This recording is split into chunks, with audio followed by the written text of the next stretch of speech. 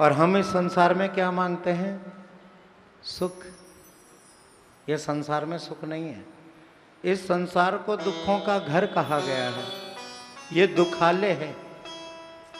इसमें यदि एक चीज से किसी को सुख मिलता है तो वहीं दूसरे व्यक्ति को उस चीज से दुख मिलता है। अगर एक को रसगुल्ला बहुत पसंद है तो एक के लिए वो रसगुल्ला जहर है। एक के लिए अगर एसी में सुख मिलता है तो वही एसी एक के लिए दुख है। सुख और दुख कुछ नहीं है, केवल मन की कल्पनाएं हैं। मुझे जो अच्छा लगा मैंने उसे सुख मान लिया, जो मुझे बुरा लगा उसको मैंने दुख मान लिया। इसलिए जीवन के दो पहलू हैं, एक सुख और एक दुख। कुंती ने अपने आप को दुख में मजबूत बनाया और सुख में कोमल बनाया। हम उल्टा करते हैं, हम दुख में रबड़ के हो जाते हैं और सुख में पत्थर के हो जाते हैं। सुख में हम कहते हैं हमारे बराबर कोई है ही नहीं, और दुख में हम कहते हैं कि हमसे दुखी कोई है ही नहीं। इसलिए सुख भी मुझे प्यारे हैं, दुख भी मुझे प्यारे हैं। छोड़ूं मैं किसे भगवन, दोनों ही तुम्हारे हैं। जिसे हम दुख मानते हैं वो दुख नहीं, जिसे सुख मानते हैं वो सुख नहीं। सूत जी कहते हैं विपदा नैव विपदा च संपत्ति नैव संपदा, विपद नारायण विस्मृति संपन्न नारायण स्मृति। विपदा नैव विपदा, जिसे हम दुख मानते हैं वो दुख नहीं है। और संपत्ति नैव संपदा, जिसे हम संपत्ति मानते हैं वो संपत्ति नहीं है। सच्चा दुख यदि कोई है तो भगवान के नाम को भूल जाना ही सबसे बड़ा दुख है। जिस समय हमारे मुख से भगवान का नाम न निकले, समझो जीवन का सबसे बड़ा दुख यही है। और जिस समय हमें भगवान की याद बनी रहे, सोचो सबसे बड़ी संपत्ति यही है। इस परीक्षित की रक्षा भगवान ने करी। जाको राखे साइया मार सके न कोई, अरे बाल न बांका कर सके जो जग बैरी हो। जिसके रक्षक स्वयं भगवान हो उसे कौन मार सकता है। परीक्षित का जन्म हुआ, पांचों पांडवों ने अपने पोते की खुशी मनाई और खुशी मना करके आज परीक्षित जी महाराज 5 वर्ष के हुए। पांचों पांडवों ने परीक्षित को बड़ा लाड किया। बच्चे को लाड करने की आयु होती है 5 वर्ष। 5 वर्ष तक माता पिता को बच्चे को लाड करना चाहिए। मैं नहीं कह रहा हूं, भागवत में लिखा है लालयेत 5 वर्षाणि 10 वर्षाणि तारयेत प्राप्ते तो 16 वर्षे पुत्र मित्र वदाचरे। घर में जो शिशु हो उसको 5 वर्ष तक ही लाड लड़ाना चाहिए। 5 वर्ष खत्म हुए, 6 वर्ष से लेकर के 10 वर्ष तक उसको प्रताड़ित करना चाहिए, डांटना शुरू कर देना चाहिए। और 10 वर्ष के बाद जब वो 16 वर्ष का हो जाए तो अगर पुत्र है तो पिता को पुत्र के साथ मित्रता जैसा व्यवहार करना चाहिए। और अगर बिटिया रानी है तो माँ को उसकी सहेली बन जाना चाहिए। बोलो राधे राधे। 5 वर्ष के परीक्षित हुए तो लाड मिला, 10 वर्ष के हुए तो प्रताड़ना मिली, और 16 वर्ष के हुए तो पांडवों ने राजगद्दी परीक्षित को सौंपने का विचार बनाया। और परीक्षित के लिए एक सुंदर सी कन्या को देखा। और आज परीक्षित का विवाह देवी इलावती के साथ हुआ। और इरावती के गर्भ से राजा परीक्षित को 4 पुत्र हुए, जिसमें से सबसे बड़े पुत्र हुए जनमेजय। राजा परीक्षित पुत्रवान हो गए और 5 पांडवों ने राजा परीक्षित को गद्दी सौंपी और स्वयं बद्रीनाथ की ओर चले गए, स्वर्गारोहिणी की ओर चले गए। तो ये रोवम बाध्यत्तो पृथ्वी धर्म योस्तदा परीक्षित नामम राजऋषि प्राप्ता प्रांची सरस्वतीम। आज परीक्षित जी ने सोचा कि बहुत समय हो गया, अपने राज्य का भ्रमण नहीं किया। रोज तो राजा परीक्षित के गुप्तचर जाते थे और गुप्तचर जो है नगर की सूचना को लेकर आते थे। आज राजा परीक्षित के मन में विचार आया कि क्यों न मैं अपने राज्य का निरीक्षण खुद करूं। इसलिए चुपचाप योजना बनाई। रोज तो राजा परीक्षित का श्रृंगार दास और दासियां करती थी, लेकिन आज राजा परीक्षित ने अपना श्रृंगार स्वयं किया है, खुद सजने लगे हैं। राजकोष को खुलवाया और उस राजकोष में एक बड़ा सुंदर दिव्य अलौकिक मुकुट देखा। राजा परीक्षित ने कहा, यह मुकुट तो बड़ा सुंदर है, आज इसी को पहन करके अपने नगर में दिग रक्षा के लिए निकलता हूं। राजा परीक्षित ने अपने राज खजाने से वो मुकुट निकाला और उस मुकुट को सिर पर पहन करके सुंदर सज धज करके अपनी सेना के साथ, अपने सेनापतियों के साथ अपने नगर में भ्रमण करने गया। जहां देखा सुख ही सुख देखा, दुख नाम की कोई चीज नहीं है राजा परीक्षित के राज्य में। जैसे ही राजा यमुना के तट की ओर गए, वहां पर राजा ने एक कौतुक देखा। राजा ने क्या देखा? एक गाय और एक बैल रो रहे हैं।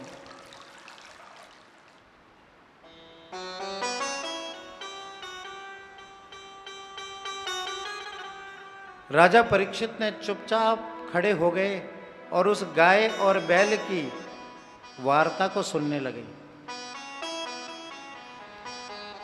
बैल निर्बल है, कमजोर है, भूखा है, प्यासा है, और वो बैल अपनी एक टांग पर खड़ा है।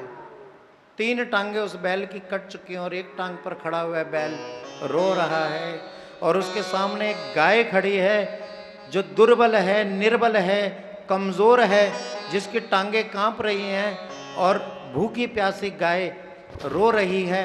दोनों गाय और बैल अपना दुख एक दूसरे को सुना रहे हैं और राजा परीक्षित उनकी बातों को चुपचाप खड़े होकर के सुन रहे हैं। गाय ने पूछा बैल से, तुम कौन हो और क्यों रो रहे हो? बैल ने कहा, देवी मैं धर्म हूं, मैं धर्म हूं। सतयुग में मेरे 4 पैर थे, सतयुग में मेरे 4 पैर थे।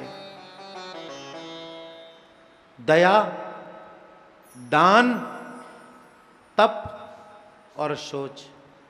दया, दान, तप और सोच। कलयुग में मेरे 4 पैर थे, सतयुग में मेरे 4 पैर थे। सतयुग बीता, त्रेता आया, त्रेता में इस कलयुग ने मेरा 1 पैर काट दिया और मैं 3 पैर पर आ गया। त्रेता, त्रे का मतलब 3। त्रेता खत्म हुआ तो द्वा पर आया, द्वा पर 2 पैर। मेरा 1 पैर और कट गया और मैं 2 पैरों पर खड़ा हो गया। द्वापर में मेरे 2 पैर थे, द्वापर गया तो मेरा 3रा पैर भी कट गया और कलयुग में मैं केवल 1 पैर पर खड़ा हूं। धर्म कहता है कलयुग में मैं केवल 1 पैर पर खड़ा हूं। आज मेरी वो स्थिति है कि मैं लड़ खड़ा रहा हूं।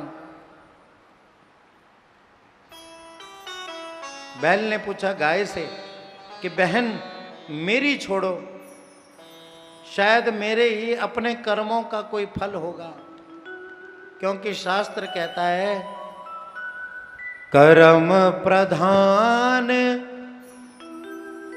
विश्वर चिराखा, जो जस करही सो तस फल चाखा। जिसके जैसे कर्म होते हैं उसके वैसे ही कर्म का फल मिलता है। वो बैल कहने लगा शायद ये मेरा ही कोई बुरा कर्म होगा।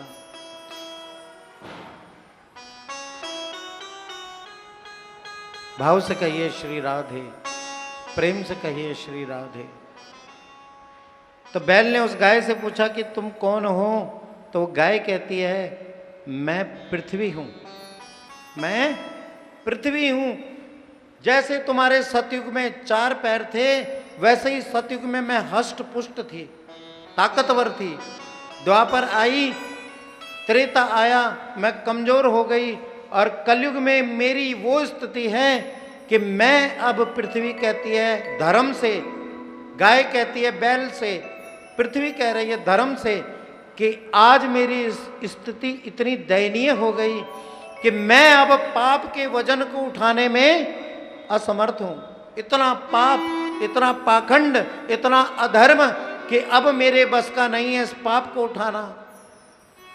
मेरे 4 पैर होते हुए भी मैं इस वजन को सहन नहीं कर सकती।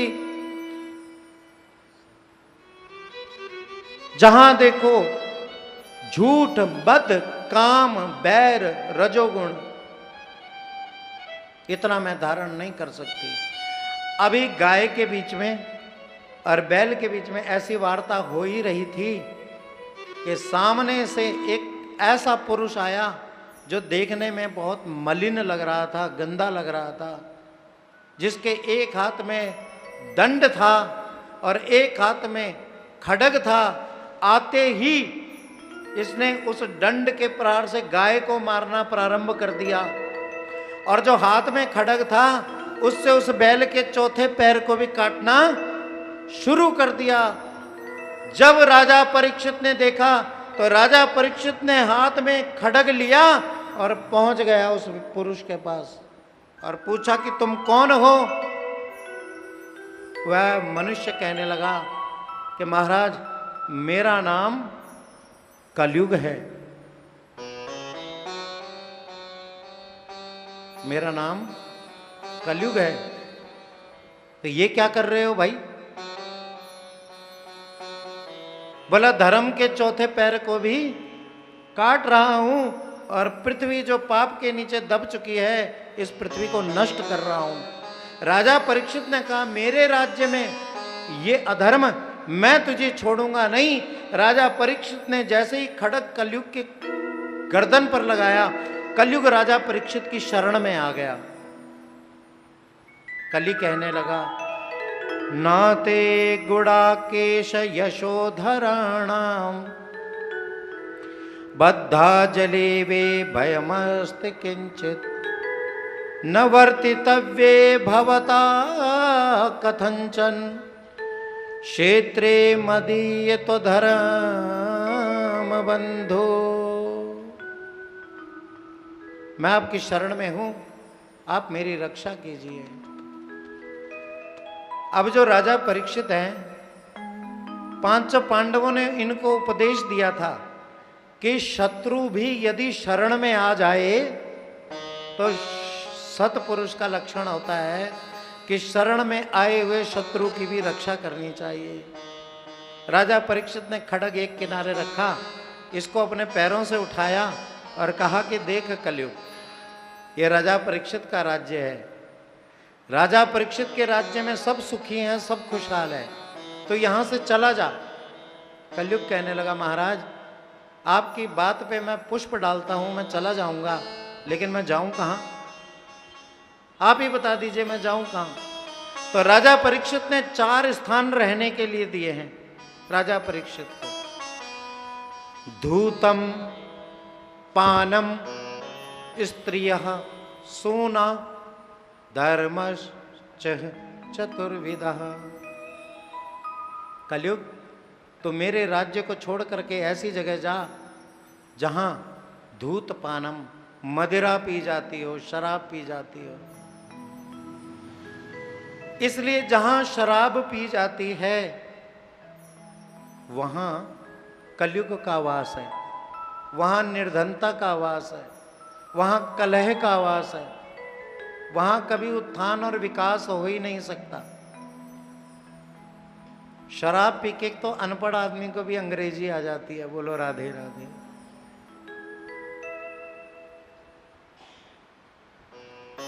तो पहला स्थान दिया मदिरालय, जहां मदिरा पी जाती है। दूसरा स्थान दिया जहां जुआ खेला जाता है,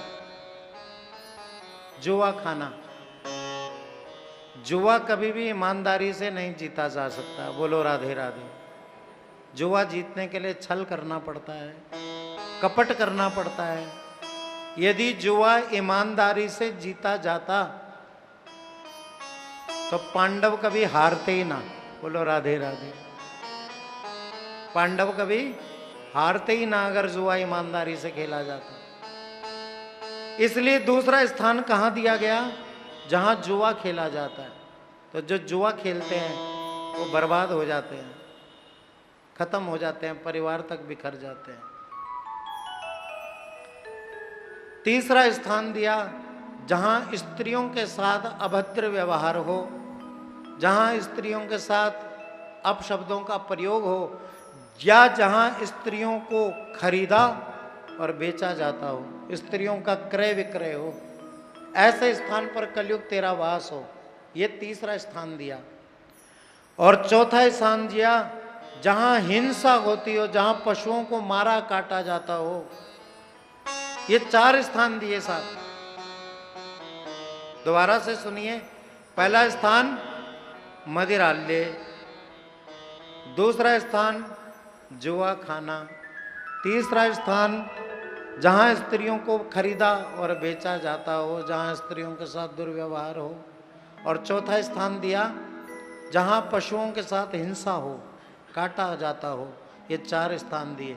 जा कलयुग, मैं तुझे 4 स्थान देता हूं, तो इन चारों स्थानों में जाकर के रहे।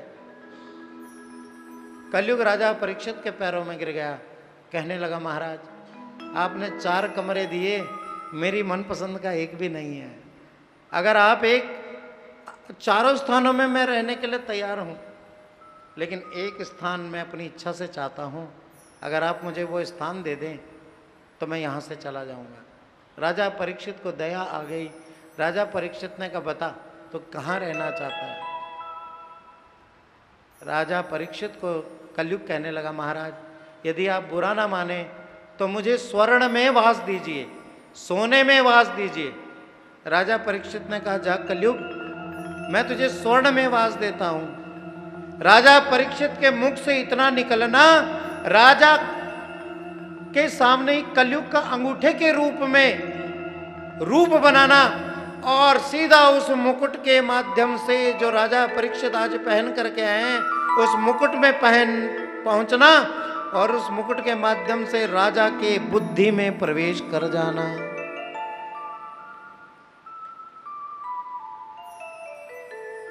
राजा की बुद्धि भ्रष्ट हो गई। जब किसी का पतन होना हो ना,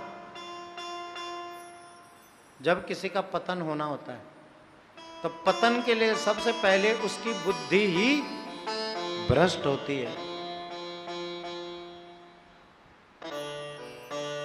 अब यहां पर एक प्रश्न आता है।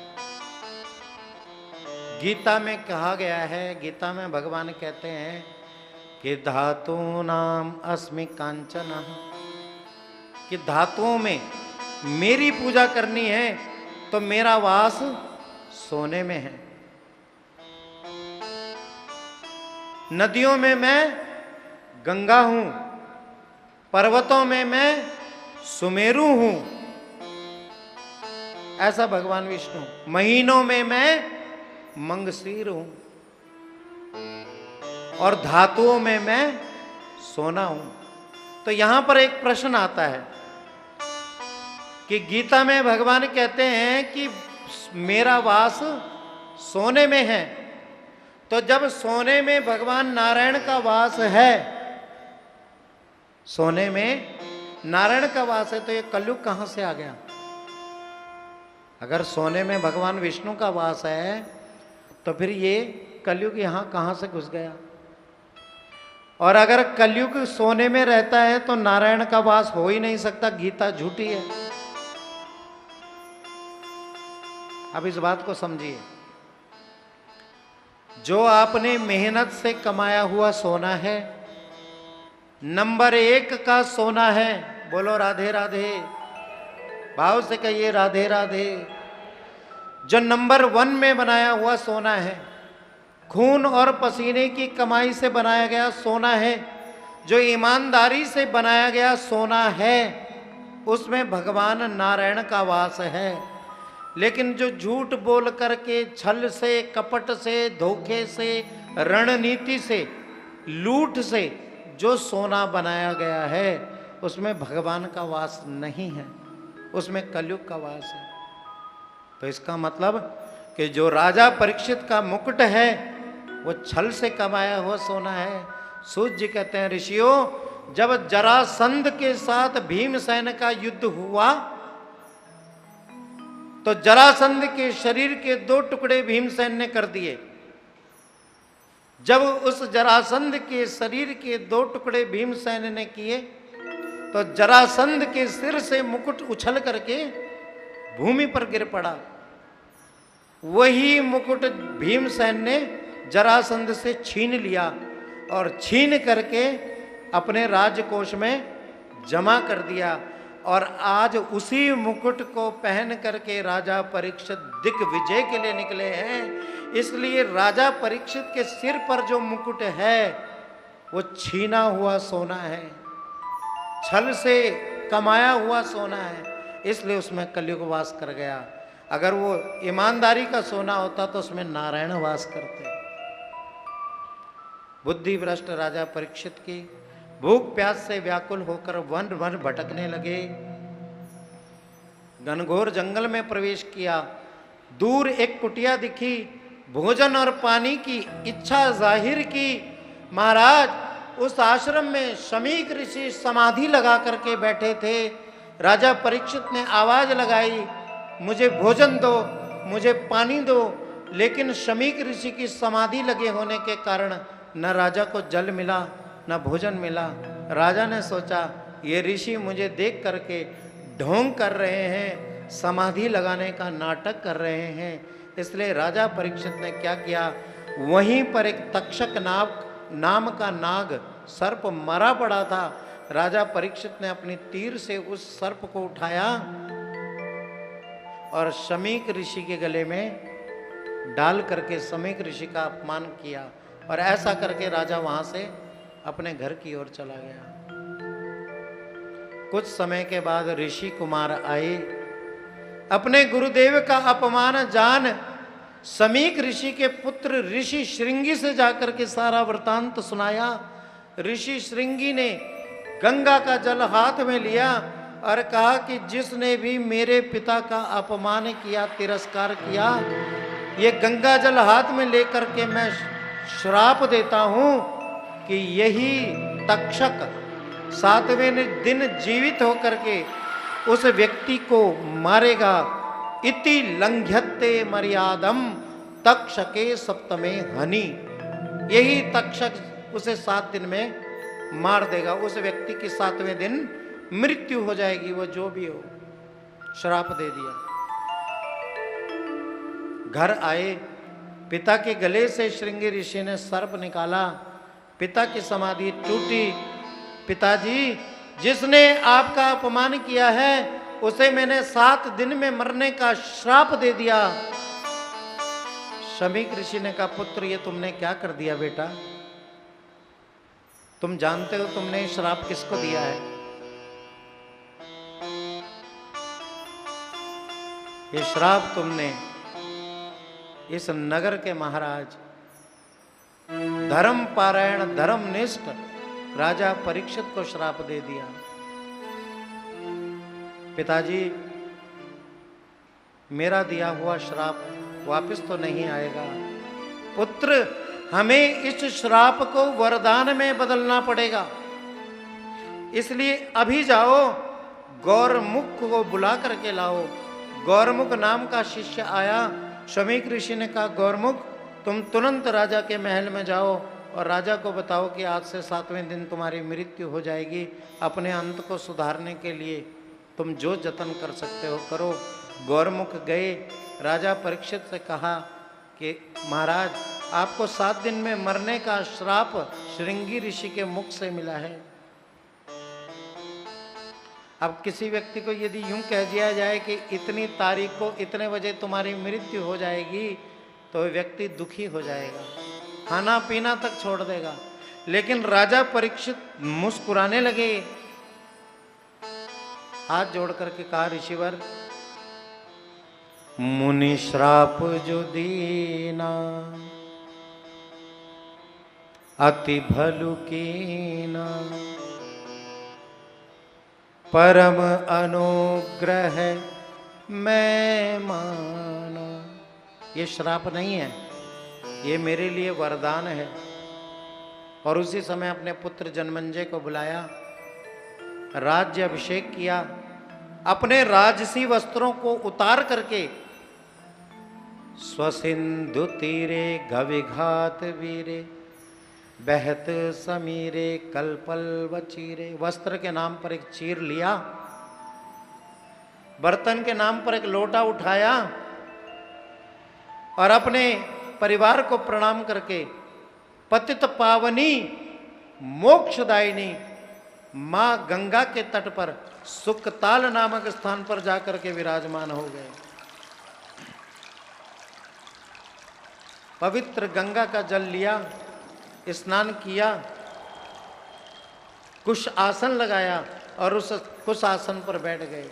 तीनों लोकों में जब सूचना फैली कि राजा परीक्षित को 7 दिन में मरने का श्राप मिला है, राजा परीक्षित 7 दिन में मृत्यु को प्राप्त हो जाएंगे, देखें राजा परीक्षित की मुक्ति कैसी होती है। राजा परीक्षित ने सबको प्रणाम किया और कहा कि महाराज, मैं बड़ा सौभाग्यशाली हूँ। इस संसार में कोई ऐसा व्यक्ति नहीं जिसको अपनी मृत्यु का ज्ञान हो, लेकिन मुझे पता है कि मैं 7 दिन से पहले तो मरने वाला नहीं हूँ।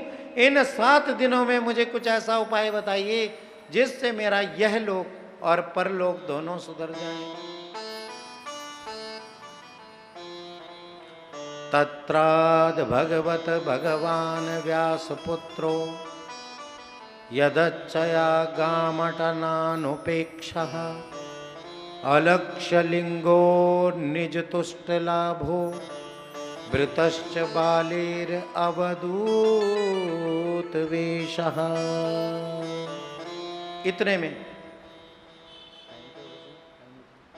इतने में वहां भगवान व्यास पुत्र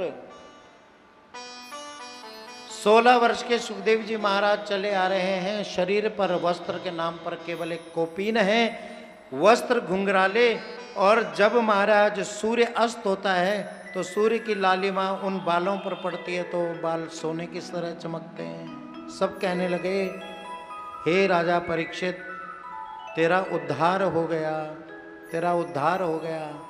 तुझे स्वयं उपदेश देने के लिए अलक्ष्य लिंगो निज तुष्ट लाभो वृतश्च बालेर अवधूत वेशा। अवधूत वेश में स्वयं व्यास जी के पुत्र सुखदेव जी तुम्हें ज्ञान उपदेश देने के लिए पधार रहे हैं। सुखदेव जी पधारे तो देवता गंधर्व यक्ष किन्नर मंद मंद संगीत बजाने लगे।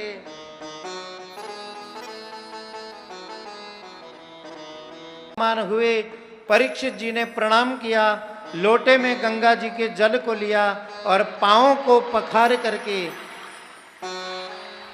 सुंदर चंदन प्रसादी करके चरणों में बैठ गए और प्रश्न किया कि हे गुरुदेव, जिस व्यक्ति की मृत्यु निश्चित है उस व्यक्ति को अपनी मृत्यु को मंगलमय बनाने के लिए क्या करना चाहिए?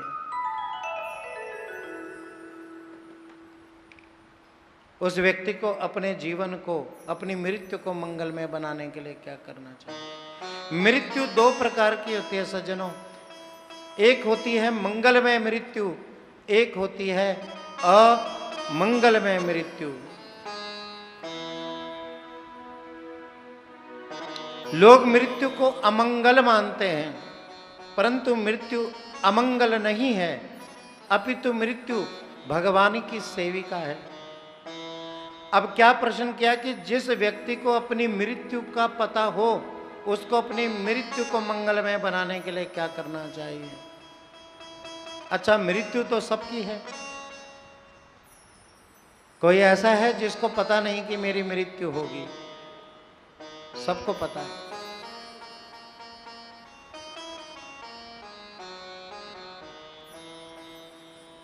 मृत्यु के समय ना एक शब्द बोला जाता है। जब किसी शव को लेकर के जाते हैं तो एक शब्द बोला जाता है, क्या? राम नाम सत्य है। कितना अच्छा लगता है उस समय ये शब्द बोलते हुए। और अगर इसी मंत्र को बोलते हुए कोई आपके टीका लगाए, राम नाम सत्य है, लो टीका, तब अच्छा लगेगा कि नहीं लगेगा? बोलो बोलो, लगेगा कि नहीं लगेगा? नहीं लगेगा। क्यों नहीं लगेगा? इसमें बुराई क्या है? राम नाम है ही सत्य।